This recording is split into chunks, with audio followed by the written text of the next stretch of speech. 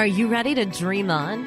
Do you know how to fly high and soar among the clouds? Get ready to live adventurously because the Laura Meeks Show starts now. Listen as Laura lifts you off the ground while teaching you how to fly high.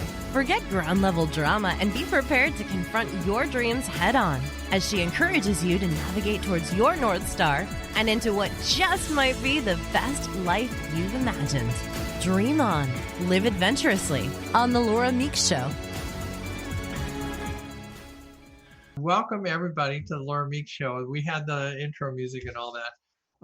The beauty of today is that this is a testimony to working hard to get everything to go. My guest today is, I can't quite see this, Karl Anthony. This is your Hold the Sky album. Yeah, I recognize that one. You recognize it. The other people may not recognize it yet, but they will. I have a lot of really good stuff to chat about. So my guest today, Karl Anthony, singer-songwriter, travel, mentor, just all-around good guy, you know. And here's a testimony. I want to thank you for coming in. Use some tea or coffee to stay alive. One of the things that I notice, and this is an interesting thing about holidays as holidays get close, is that the power of all of this energy that's coming together at Thanksgiving tends to also have kind of an effect on our body as well. And there's a certain amount of stress that comes with this whole traveling. Like, I know you just went to Denver. Now it was cold. I just came back from Minnesota, so you're cold over there, and now you're hot over here, and it kind of messes. Yeah. Kind of messes. Yeah, I was glad to get back before the big snowstorm came. So we're happy to be home. Yeah, well, this will be interesting. We're supposed to go to Northern California on Friday, but it'll be interesting to see if we get over the mountain. There's no way to get to the north. You either have to go through the Grapevine or the pass up by Edwards. So we'll see how that goes. But I'm welcome you aboard, Karl. Thank you very, very, very much for. It's a privilege and an honor, Laura. Thank you. Now, here's what I before anybody has the chance to not understand who you are, where you're coming from. Karl, I've known you for quite a while, and you've been out here to the desert a number of times. But one of my absolute favorite stories, and I want to get this story in right off the bat, because I think this story that I want you to tell is to me tells a lot about who you are and the work that you do. And the issue is Hold the Sky, that song.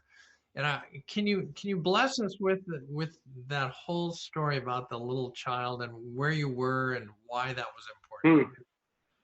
A significant time in my life, actually. I was, the deeper part of that story is I was going through a lot of pain during that time. That I was going through a divorce, and I was to back up even further, I'll let people know that I'm a part of a healing arts program at a children's hospital.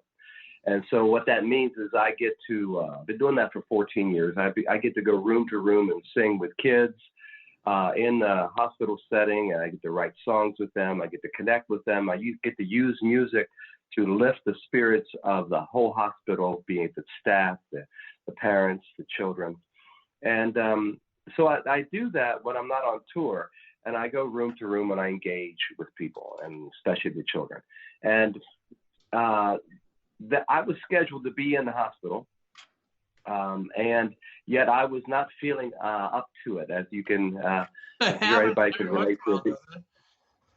Yes, I wasn't feeling up to it because I was very, very depressed. I was feeling in a dark place in my life. Things weren't appearing the way I would like them to appear, and I was resisting the change that was happening in my life. But for some reason, I got in the car and I went to the hospital anyway. And I walked into the hospital, and the very first room that I walked into, a little guy, kind of right out of the get-go, he said to me that getting chemotherapy was like having an earthquake inside him. And it's kind of it kind of stunned me, and actually it stunned his mother, who was also in a corner of the room. I said, well, what do you mean? And he looked at me and he said, it's like the ground is shaking inside you.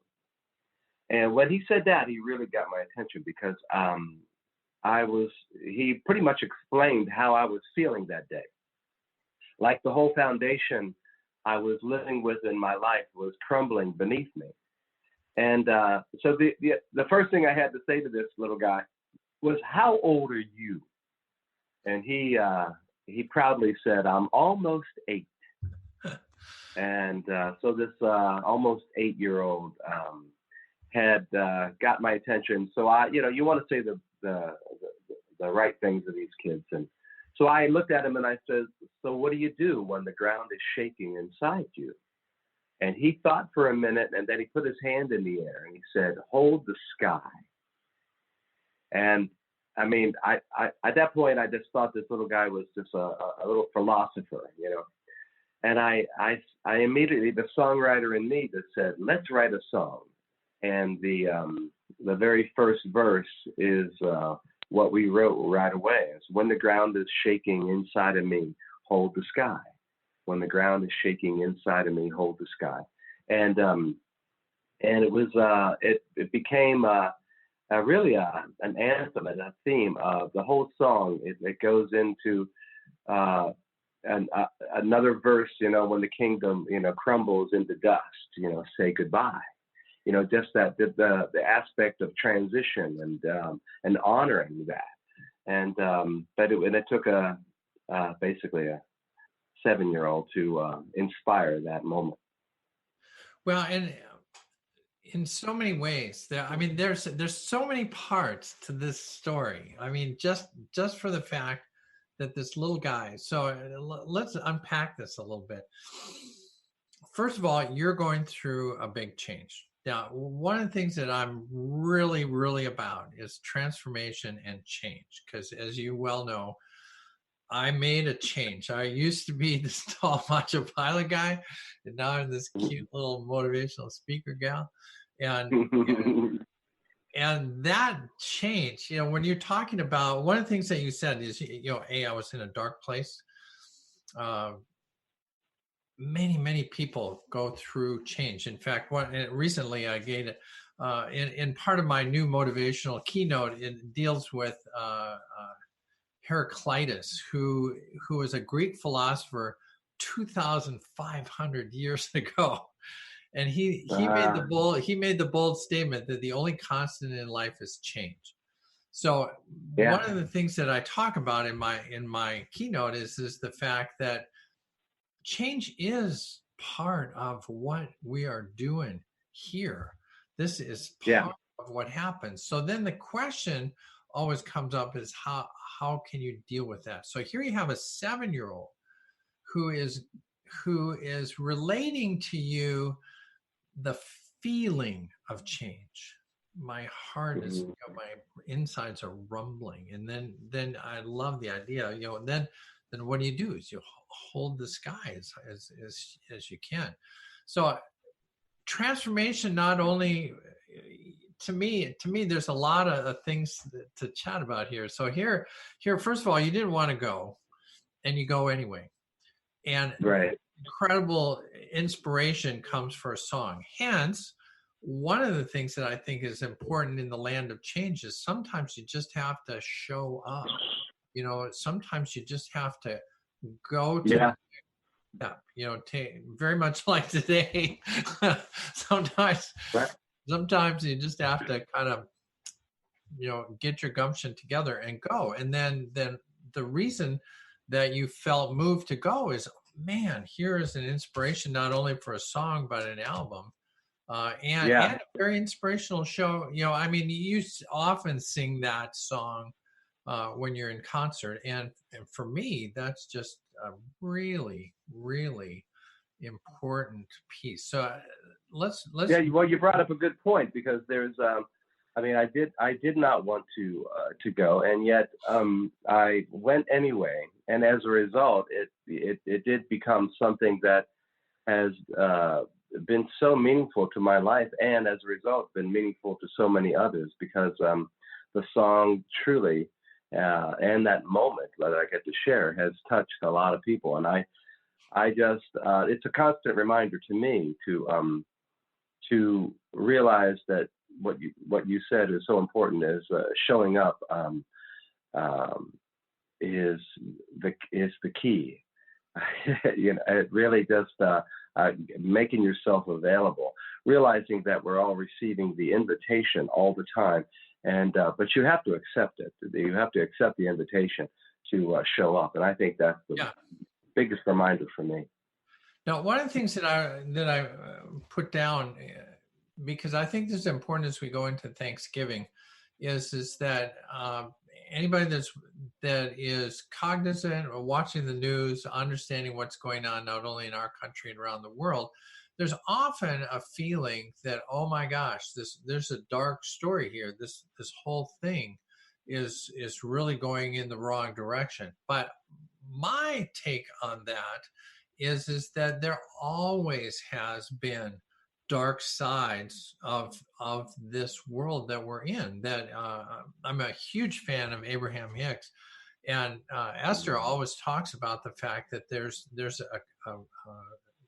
good and bad, there's light and dark. You have to have this contrast so that you can figure out what it is that you want. And so to me, as we go into the Thanksgiving weekend, part of what I'm thankful for is the fact that I'm aware and grateful for the good things that are happening in the world. Because yes, there's bad. And I relate the current politics to the fact that if we didn't have the current politics, I don't think that America would have woken up and said, hey, what's going on here? Yeah.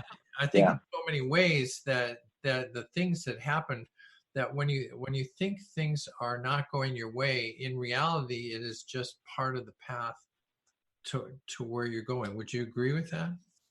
Oh, I would definitely agree with that. I mean, the current politics have opened up the wounds that have been there for America for a long time, and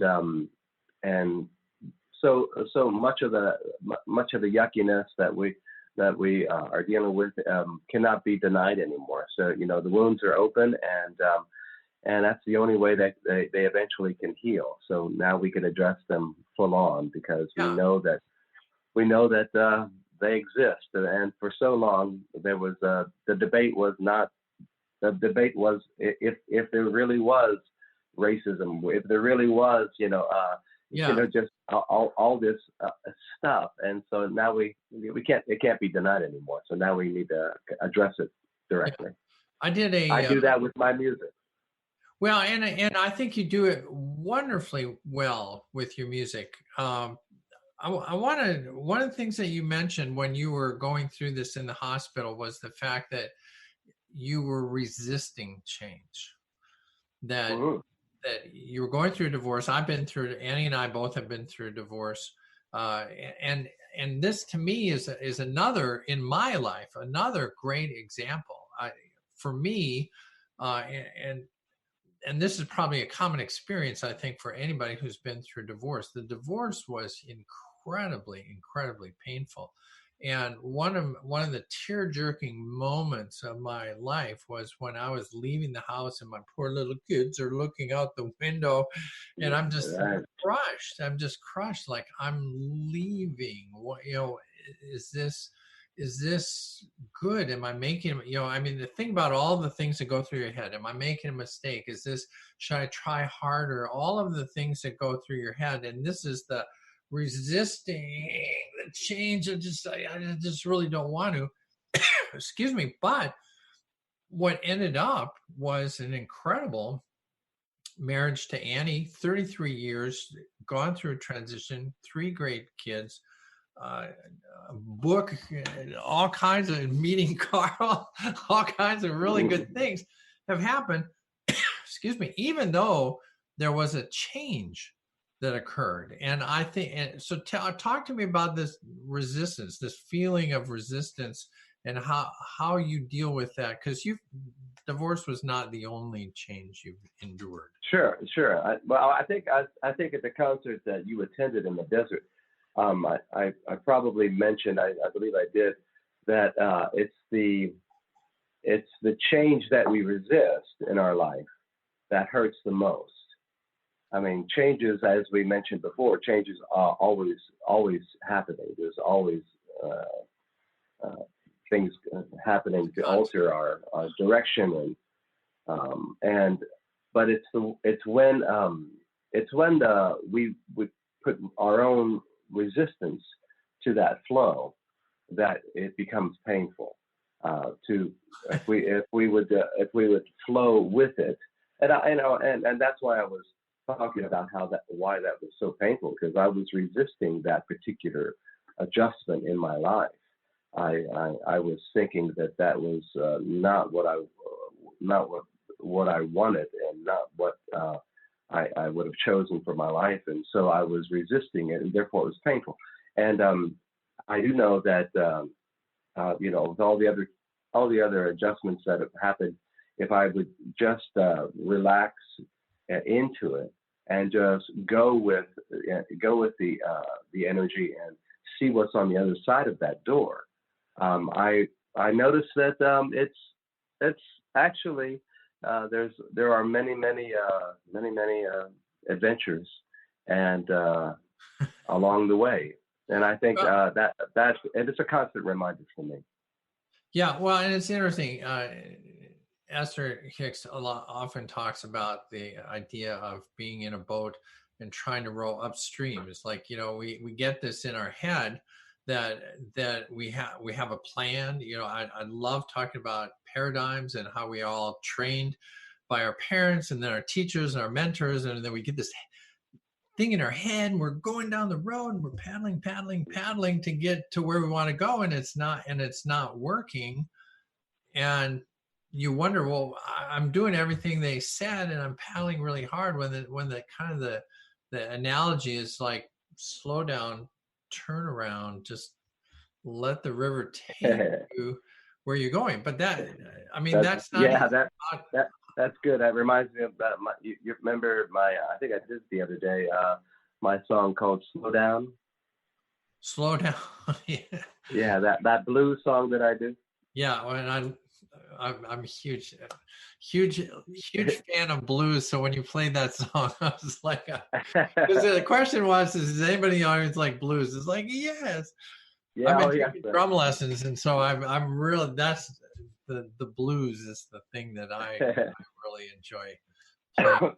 Not so much for the fact, and it's interesting because I play a lot of B.B. King and stuff like that. And it's interesting as I'm listening to the songs, because in so many ways the songs are so dark. I love the rhythm, but that's why I always say it's nothing better than a blues song with positive lyrics. Yeah. Which is kind of crazy. It's an interesting. I think why people like blues, though, I think is because it's deep feeling. It's all about feeling, and so that we could really, everybody can relate to that because we're all going through them. Yeah, well, and in so many ways, and we're going to cut to a break here in a second, but when we come back, part of what I really want to chat about is the power of your music, the power of your work in the hospital, and how you've engaged some people, and in particular, ponder this. Another thing that has really impressed me in your music was a song called India, where you mentored, I don't know how old she was, 5? The little girl that sings with you on that song. Oh, that was that's my godchild, Shivani, who's on the recording. Yeah. Well, when we come back, I want to talk about that, because I think that's an important piece of your work as well, is mentoring people that are around you. And we'll talk about some of the trips and things that you've talked on. So with hang tight for just a second. This is Laura Meeks on the Laura Meeks Show. We're on Transformation Talk Radio. We are going to be right back in 2 minutes. Take care. Wow. Hey, everyone. Welcome. Welcome to the Dr. Pat Show. This is Talk Radio to Thrive By. I'm telling you, I got to pinch myself some days, because when each of us gets called to do something that we so not thought was in our wheelhouse to do for a purpose that's so much greater than us, we get to show up and shine. If you would like to show up and shine on the Dr. Pat Show as a co-host or sponsor, send us an email to inspire@thedrpatshow.com. Healing has a ripple effect. One person's healing affects everyone around them. This is where the power of sharing our stories can be so important. Tune in to Playing on the Edge Radio with Megan Edge each month on Transformation Talk Radio, as Megan provides you with ways of sustaining radical and powerful changes in your life. Enact the power of radical change. To find out more about Megan Edge, visit her website at meganedge.ca. To see your life from an angel's perspective, book a personal consultation with Claire Candy Huff, angelic walk-in angel Ariel at Angel Healing House. Candy provides intuitive counseling, Reiki, and angel readings in person in Los Angeles or nationally and internationally via phone or Skype. She will channel the practical tools you need to transform your life. Call now, 831-277-3716, or visit angelhealinghouse.com. Have you lost a loved one and would desperately love a sign to prove that they are okay? Here's a tip for you. Be curious. Keep an open mind about everything. The proof will come from the most unlikely places. The messages promise to challenge your current beliefs and what you've been taught. Accept and appreciate all, no matter where they come from. I'm Angie Corbett-Kuiper. I would love for you to share your signs from beyond on my closed Facebook page, Beyond Grief. Hi, I'm Laura Meeks, and the most common problem that my clients face is all work and no play. This is why I created Fly High Living. I help you develop a balanced life plan and guide you to a place where you love to wake up in the morning. Call 888-666-1570 or go to flyhighliving.com to sign up for the 4-week Flight Plan for Life course. It's kind of a jazzy song, don't you think? Hi, I just did a whistle on my new Buddha Land song. Is it now? Let everybody know that we are back. This is Laura Meeks. We're on the Transformation Talk Radio.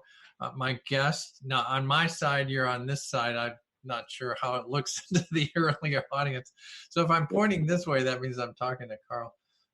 Today we have Karl Anthony, incredible singer-songwriter and humanitarian, mentor to many, and has incredible insight, I think, to a lot of things that we talk about. One of the things, Karl, that I want to catch right here at the break, so as new people come in, is the fact that there's a lot of work that you do. One of the things that you do is taking people to Thailand, which, as we said over the break, you're coming up on your next trip on the 8th of December. Then the 8th of December is when actually I go to Thailand. Our trip is on the 9th of January. Oh, really? Okay. Now, is there, for those watching, can they jump in on that trip? Is there still room? Well, probably not this year. We've, there's always a possibility if somebody really wants to go. You can let us know. If we can get you in, we would. But we've got 25 people on this trip, and but like I said, there's always a possibility we could take another, but we'd have to check that out for you. Well, now let's talk real quick about your trips, because when I first met you, you were going to India. Now you're going to Thailand more often than India. But these are not. There's a lot of trips that you can take. I mean, you can be on cruise ships. You can take trips that are mentored and followed by people just to see a country. But as I understand, when you go, it's not just like cool temples. I mean, part of this is your work, correct? Yeah, no. I mean, we show people Thailand, of course, and we go to the temples and things of that nature. But this, we call it not your typical tourist trip. It is, we call it a seva trip. Seva in Sanskrit means service. And so what happens is we take people to rehab centers and orphanages and disability centers, hospitals, schools, also an elephant sanctuary. We take the people to places where we take 10% of what everybody pays, and we contribute to these grassroots organizations that are doing really beautiful work in that community. So not only do we get to experience those places and sing to those kids and experience what the work they're doing in their community, but we also get to be received by those communities, and it's quite a welcome when we show up, and it's a beautiful couple weeks of meeting the people and interacting with them and being a contribution for them and what the work that they do in that community, and it's just beautiful. I mean, I've been doing it for years. I've been doing trips like that since the 1980s, and like you. Yeah, well, like you said, I did 8 trips to India with my friends, the Pamar family, and now this is our 5th Thailand trip, and so we'll be doing it every year in January.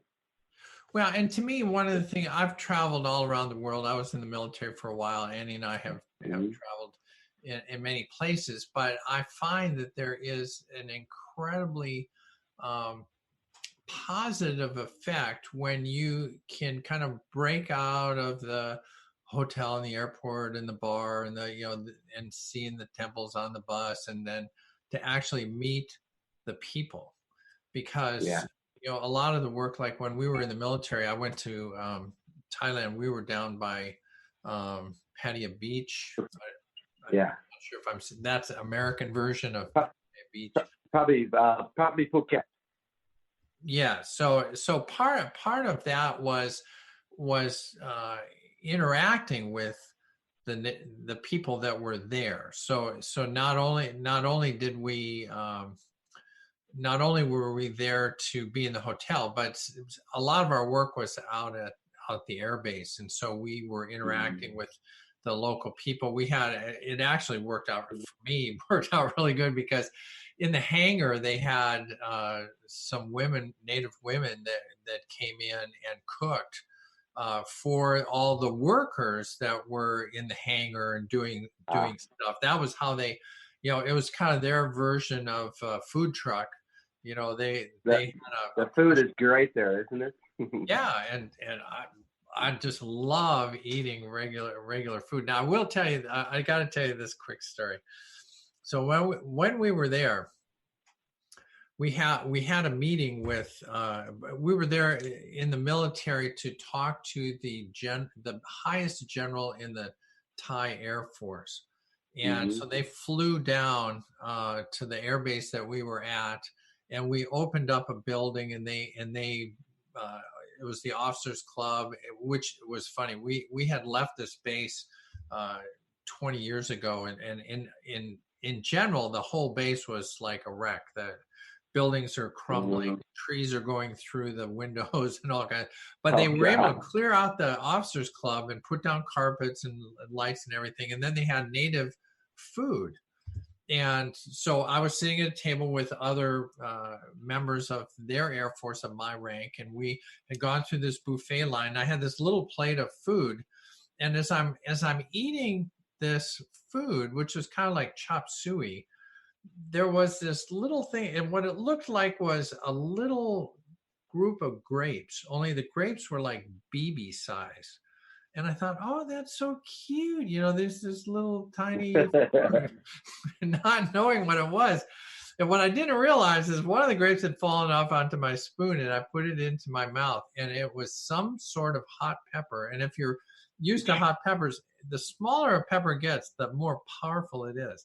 Yeah, This yeah. thing blew my head off, and it was I know funny. exactly what it was, and it was you Well, probably couldn't feel your face for a while. Yeah. I thought I knew hot food, but this was like blow my head off. And the funny other thing is that they were serving drinks, but they were serving in, I guess, in traditional glasses, which are like 5 ounces. So Yeah, this guy's walking around, I'm like, can I have like 8 of those? I need my face is burning off. But it was fun. But to go back, I mean, to me, the value. Talk to me about the value of taking people and actually sharing the culture. What do people come back from your trips talking about? Oh my goodness. I think there's so many benefits from trips like this. Like I said, I've been doing service trips since the 80s. And not only are you experiencing the culture in a relaxed, real way, but you're really getting to interact with the people and be received, because you're there. They know that you're there to be a contribution, and they really appreciate just to be appreciated. That you would spend time to bring smiles to their kids, or to give any little bit of contribution. There's just a whole nother level of interaction that takes place. But not only that, but the people that you meet that are from the same country that you're traveling from, all the U.S. people that and people from Canada and all over the U.S. that I pull together. And these are people that know me and my music and are on my list that want to come with me to these places. You get to interact with like-minded people that are willing to spend a little bit of their vacation, a little bit of their holiday by doing something a little bit deeper and that has a service component, that has a contribution. And you get them. The people that I brought on these trips have become very wonderful friends for life, and that's another component to it that most people don't realize is going to happen. Well, let's go back to talking about transformation. So many people, and I think a lot of people that are following me realize that a lot of my work is about change and transformation, and the fact that there are times in your life where it seems to be a jumble. You pointed out where you were post-divorce, dark place, resisting change. All of these things are going on, and you're going to take some steps to move forward, to break out of that, to go with the flow. It would seem to me that, and we talked a little bit about this on the break, is that the human spirit, I think, is lifted when in service. And so that if there are people out there that are looking to bust out of this dark spot that they're in, one of the ways would be to get in service, whether it's a trip like you guys do, go and be of service. But I would say your work in the hospital is another piece of that, right? Talk to me. What would Sure. I mean, I think the most important part is the interaction with others. Like we were talking about, get out and interact with other people in social ways, in service ways, and that's that part about showing up. It's about being a part of community activities. Tomorrow's Thanksgiving, so there's in my little community where I live, there's what they call the turkey trot. And they have those all over the country where it's just a fun run or walk, where people get goofy dressed up and just be with their community, and a little bit of the money that people pay for this event goes to help the local causes that we are a part of in our community. And you get to interact with people. I mean, just being a part of those type of social community events can make a world of difference for everybody. And the other thing that I like to encourage people to do, and that we seem to be doing less of, is go out and see live music. Support live music. I'm It's a fan of live music. yeah. I mean, it's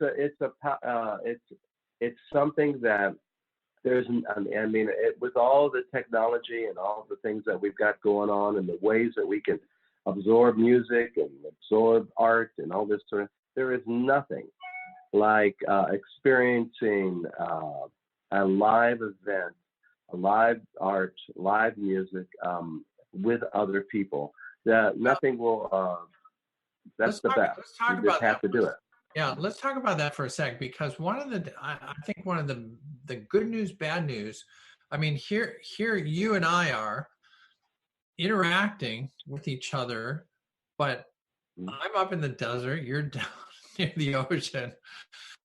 This I think is a helpful means, but one of my concerns, and I'll go back to when I was a kid. You know, mom would kick us out of the house and just like go out and play. And now there's so much to do inside the house that I think people get the feeling like, well, I'm with people. I'm Facebooking and I'm doing this, but I think your comment about seeing live music is part of that. You need to get out of your house, right? You need to be. There's a difference between, you know, watching a live concert on your TV and being there with all the people and smelling the smells. It's a huge difference, and I think that's, you know, and it's not that we don't do things, you know, online. I mean, I love the online experience. I love listening to podcasts. I mean, that's one. I learned so much from the different podcasts that I'm subscribed to. But I think too, we just need to make sure that we're mixing that up with also real live events, you know, where people gather and be together. I think that's a real integral part for our health, mentally and physically. Yeah. Well, and the work you do, I mean, all the talk that we've talked about, the work you do in the hospital to be with people who are in a challenging situation, and then using your art and your song to be with them has an immense impact. Now, I want to switch gears. I want to switch gears for a second, because there's another story that I absolutely love. You did a song called the India Song, and it's one of my favorites. But one of the things that I love, and you've told the story in concert about the fact that you were over in India, and you I guess this is your goddaughter, is that right? Yeah, Shivani. Yeah. And she's all of a sudden, how old? She was probably only 9 years old or something like that when we recorded that song. That was Shivani is a part of the family. Shivani and Kushani, they're two of my godchildren of the Pomar family. They would do all the setup and logistics of the India trip. They're amazing, wonderful Indian family, and they just are just a big part of my heart. And they would they're a big part of a lot of my mantra trips. And we were staying at the ashram, and I was watching the Ganga. The Ganga is the main river in India. And I was just watching the flow of the river, and I started writing a song. And Shivani was nearby. And it's basically, it was the story of a day in the life of being in India. You know, the sun is dawning, in India. The chai is brewing in India. The village wakes, in India. And it's this beautiful little soft little song about just the day in the life of India. And it's a soft song and a slow song, so there was enough time. I would have not imagined it being a call and response kind of a song, right. But automatically Shivani just started repeating every line. The sun is dawning in India, and it almost became like a chant with that. And I was thinking, oh my goodness, this is so beautiful, just singing it that way, just her and I. And so we wound up recording that song just that way. Well, and it turned out beautifully, and part of the reason I bring that up is that part of your work, not only in the hospital but just being a human in the arts, a part of what's happening is that you're connecting not only to other adults but to younger folks who Hmm. are then engaged. This is another thing that we need to ponder, I think, in our culture, is the arts are hugely important. And it's not just because you can go to a live concert and feel some music, but there's a spiritual connection that happens, and you're mentoring other people. You're mentoring people on your trip. You're mentoring kids. You're singing songs, even in your concert. And part of what maybe people don't understand is that when you're in concert, it's a participative thing. I mean, this is not me Yeah. watching you sing.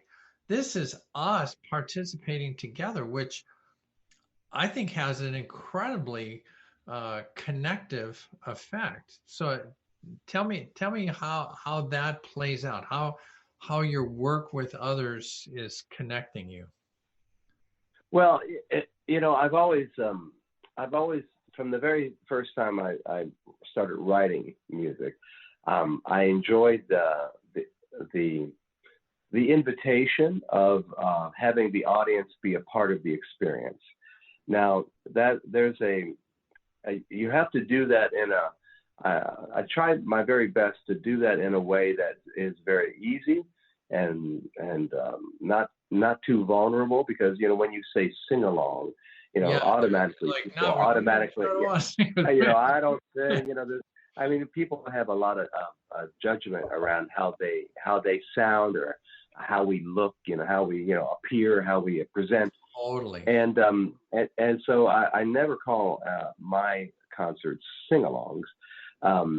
Just although I have to admit, many of the songs, we're not singing the whole song, but in almost many of my songs, there's a place in there that it's an obvious hook, an obvious place for people to interact and be a part of it, a call and a response, or an easy phrase for people to join in on. And I find that to be something where it's not just about the performer, watch me, look how good I am. It's more of, I get to be a facilitator of us being together. And I think that's an important part of what people need to understand about the concert, especially a lot of the call and response chanting. You're absolutely right.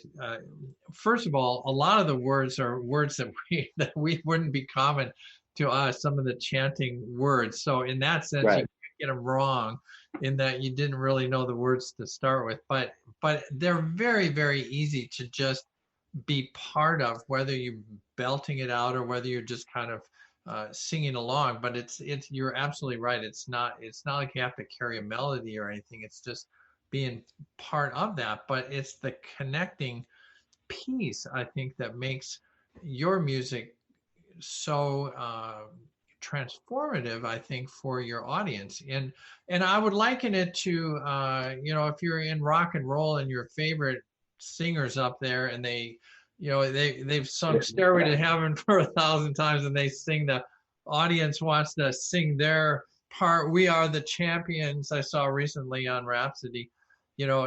That's you being in the audience and doing stuff. And I think that's part of what makes your music and your concerts fun, is that you walk out of there having expended some energy and connected in a way that brings it in. Plus, if they don't know the Starry, Starry Sky, in fact, that's not always possible for you to do the Starry, Starry Sky, but within our spiritual center recently, you were there, and we darkened the room and had all the lights and the laser lights and everything, and that adds to the ambiance of you being part of this music. And I've always enjoyed visuals and music together, and my light show that I provide is something that just changes the environment so that another way to bring people into an experience versus just an entertainment event. Yeah. Oh, and so, you know, when we take a look at your work in the hospital, you're connecting through your art to the patients and these kids that are in the hospital. Yeah. You know, when you're on the trip, you're not only there with your group, but you're in service to the people that you're around in Thailand or India, and that's a connecting piece, you know. And then in your concerts, you are connected. I mean, we've had a concert here at our house, but also in the center and other places. So there's, you know, there's big crowds and little crowds, but in each case, I do think that people leave with the experience of like, I was part of something. I didn't just watch something on TV and click the channel. I was like, you know, looking at other people and being part of that. And, you know, I think as go ahead. Well, I'm glad you have that experience, Laura, because that's what I really want. I want to be give people an experience of something, not and I love hearing you talk that way. Thank you. Yeah, well, and I'm not a paid promoter either. I just experienced this, and again, I think part of the value of having you here and being on the show is that this is something different and transformative that I think that the listeners need to, at the very least. Now, I will do a little promo for you. I was on your YouTube channel. You have a lot of great videos on your YouTube channel that cover some of your songs. And Hold the Sky, I think, was one of those that you did a video. So that's one way for them to catch a hold of you. I think that they're going to put out, if they haven't, part of the replay will show your website. So KarlAnthony.com, KARL, KarlAnthony.com is a way to connect to you as well. So that way you can see where the concerts are and everything else that's going on. Sadly, thank you. Sadly, when you decide to jump in on this deal, this is one fast hour of really fun conversation. So I want you to go out and have a fabulous Thanksgiving. We'll be up here in the desert. I know you're getting ready to do some stuff, do some walks, be with people, transform your life. Yeah. Last words. Well, thank you so much, Laura. I really appreciate it. Well, listen, this has been fun. Always a joy. We're going to be somehow, some way, my life will intersect on one of these trips somewhere. Because we'd love to have you. You should come. You and Anna, that would be great. And I'll bring my little hand drum. That'd be perfect. Perfect. All right. Well, that's going to be it for us. This is Laura Meeks Show. We are live on Transformation Talk Radio. We talked with Karl Anthony today. You can get him, KarlAnthony.com. If you need to get to me, FlyHighLiving.com is where I hang out on the internet. So thank you all. And we will see you in it'll be a replay, I think, on the Christmas Day is my next show. And then got a great guest coming in 8 January. So see you soon. Thanks for being here, Karl. Bye. Bye-bye. See ya. You've been listening to The Laura Meeks Show. Dream on, fly high, live adventurously on Transformation Talk Radio. Thank you for tuning in. And we hope you'll join us next month as Laura helps you find your unique gifts so you can bring them to the world. For more information on Laura Meeks or to listen to past shows, visit her website at flyhighliving.com. Check out her hit Dream On 12-week course, where you get the personal attention you need to fly high in your new life.